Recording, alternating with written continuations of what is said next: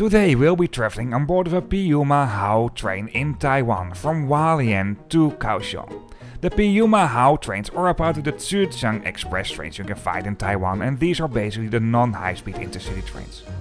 Join us on board of this train ride along the beautiful Pacific coastline and through the mountains from east to west, as we show you what it's like to travel on board of these trains in Taiwan and to travel by train in general in Taiwan. So join us on board of this train from Hualien, the biggest city in the east of Taiwan, to Kaoshiung, what is the second city in the southwest of Taiwan.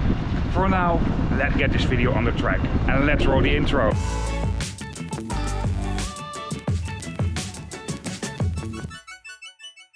We start our journey at the railway station of Hualien. A couple of days before, we arrived here with this Taroko Express from Taipei. The Taroko Express is another train that's also a part of the Tze-Chiang Express trains you can find all over Taiwan. Apart from the train that we'll be taking on this route, you might also expect the newer EMU 3000 Tze-Chiang Express trains, and let it be no surprise, I do have a video on those trains as well. You can find it on this YouTube channel. Hualien is located right next to the Taroko National Park, and also it's really beautiful located in the nature. Most people who go to Hualien don't go here to visit the city.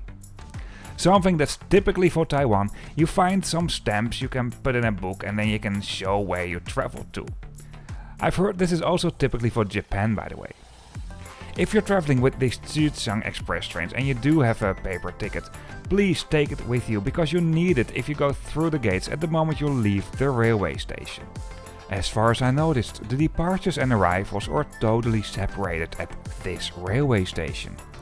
A little bit at the front from the railway station, there's a rather big bus station. This is not only for city buses, but also quite some long distance buses and buses to the Taroko National Park that is not too far away from here. I covered the bus station already in the video of the Taroko National Park by public transportation. You can find it in the description of this video on YouTube. Around the railway station and the bus station there are plenty of hotels. And also if you need a taxi you find lots of taxi stands around here. Some car rental companies are located here as well. So if you want to get around by car, that's no problem. The area between the bus station and the railway station is actually rather big. It's really spacious over here. I found this in general in Hualien. It's a really spread out city. And this area at the front of the railway station there are lots of parking lots, and something typically for Taiwan, there are special parking lots for scooters as well. I mean, the scooter is just a very popular way of transportation over here. And this is definitely not the first time that I show you a parking lot for scooters in Taiwan near a railway station.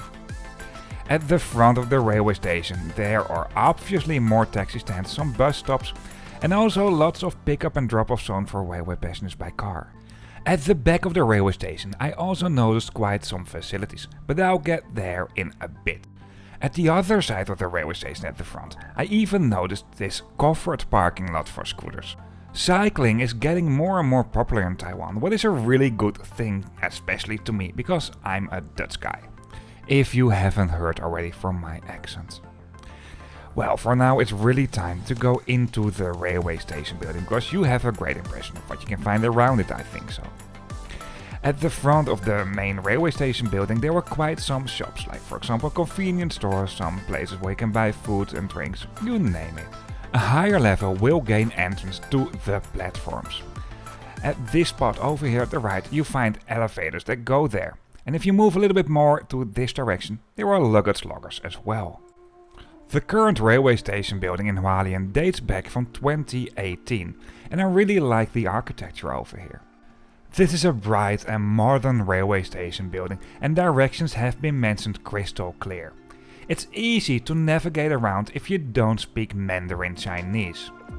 Also, the booking process for booking your train tickets is relatively easy, but I'll explain you a little bit more about this later on.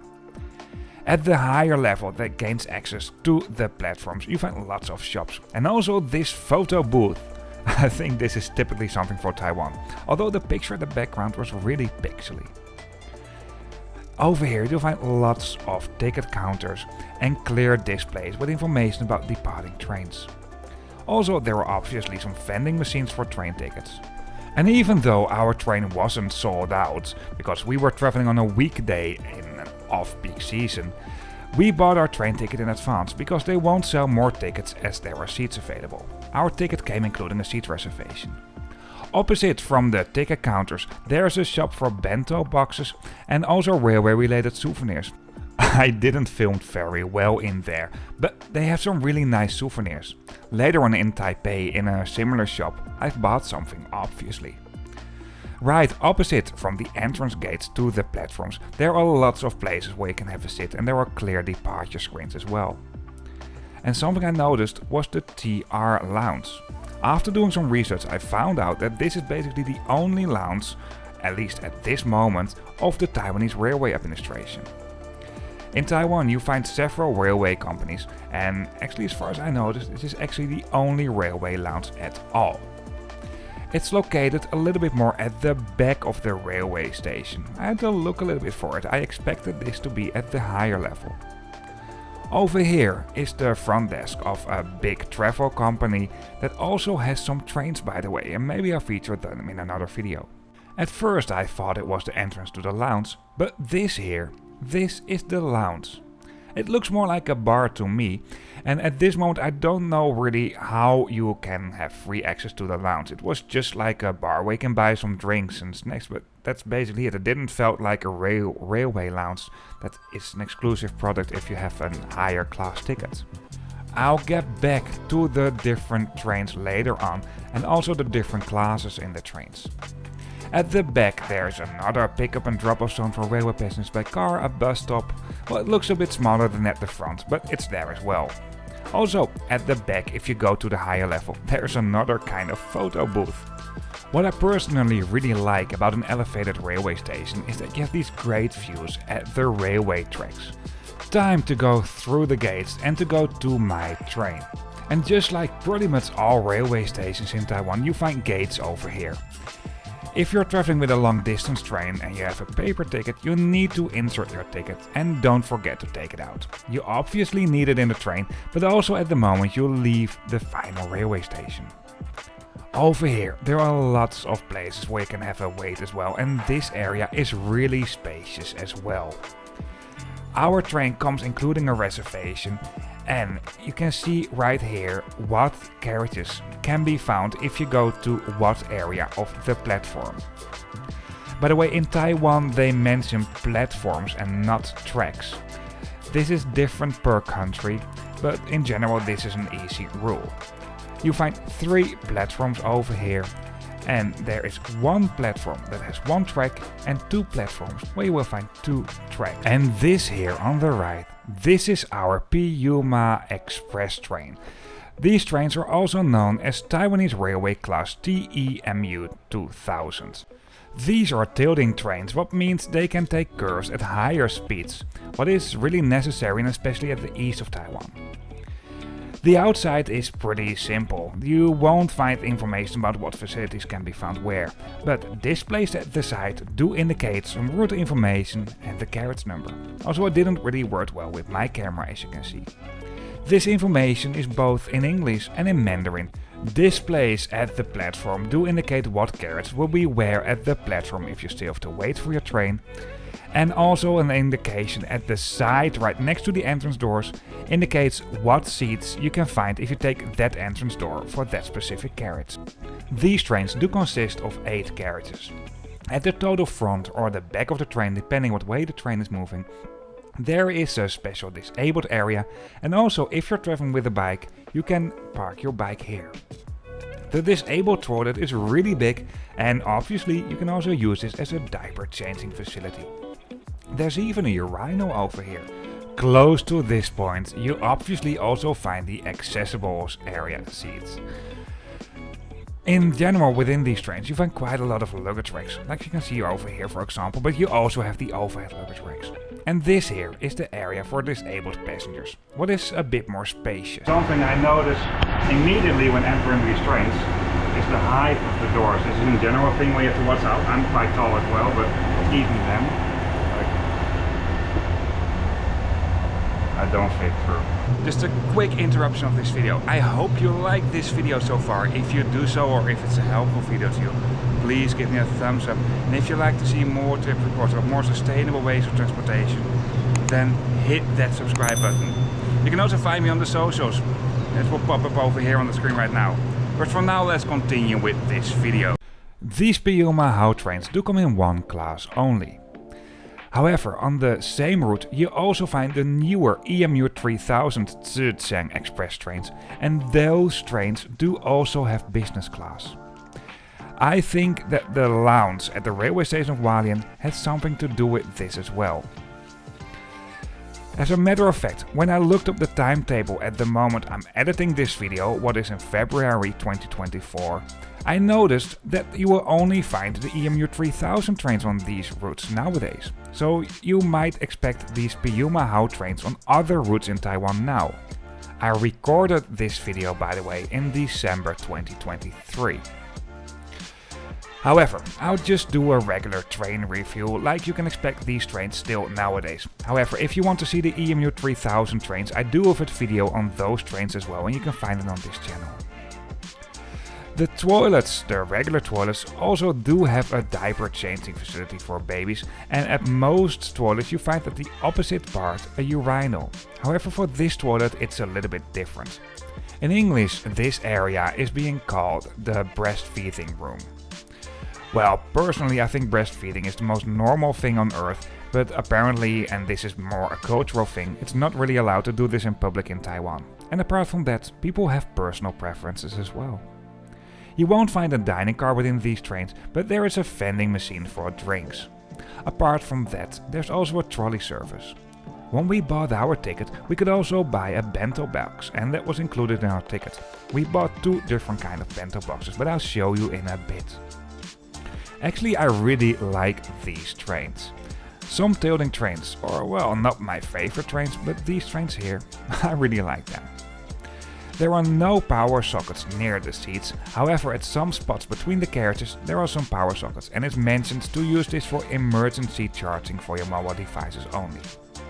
Also, the squatting toilets do have a diaper changing facility for babies, and like I already mentioned, right opposite from most toilets you find a urinal. For luggage, of course, you'll find the overhead luggage racks throughout the train, however because this is a Taitung train the overhead luggage racks are not that big. Therefore, you can use the space between the back ends of the seats, also at the last row, and also between the carriages you find rather big luggage racks. Most seats within these trains do come into the driving direction, and these seats can be turned easily. However, there are also some seats facing each other with a bigger table in between. And I really like this, and especially if you're traveling with a family, for example. Right above the entrance doors for the open compartments, there are displays that will host route information, the carriage number, etc. And this information is all in English and obviously in Mandarin Chinese. Seat numbers are located right under the luggage racks. Let's say you're traveling with some other people and you want to sit opposite from each other. It's easy to turn the seats around. Although the amount of legroom in this situation is not that generous, to be honest. For now, let's do a seat tour. You find a footrest, and right above that there's a magazine rack. You find tables, and on these tables facilities will be mentioned what you can find where in these trains. You have really a generous amount of legroom, so therefore you can pull the tables a little bit towards you. At the side there are some cup holders, and if you recline these seats, well, it's really generous as well. And because you have so much legroom, you're not bothering the passengers right behind you. As a matter of fact, I just have a lot of legroom still if the seat right in front of me is fully reclined. All windows do have a sunscreen, and integrated within the luggage racks there's a reading light. There are no litter bins right next to the seat, but you find this between the carriages near the entrance doors. For less than $2.50 in euro or US dollars, we also bought a bento box in our ticket. I bought one for my girlfriend and one for me, and we have both a different one. My girlfriend is originally from Taiwan and she really helped me out by planning this trip. And I really appreciate that, even though she doesn't say that much in these videos. But when it comes to this part, I booked the trains myself and I honestly have no idea what I've ordered for the bento boxes. So I just bought one of each. I could choose between 2 different versions. And even though I'm not fully vegan or vegetarian, I try to eat as much as possible plant-based. But for one meal, this wasn't the case now. However, despite this, it was really nice. And even though I'm not a good food vlogger because it doesn't look as appealing as it really was, believe me, the food was really good. Apart from that, there's also a trolley service available in these trains for some snacks and drinks.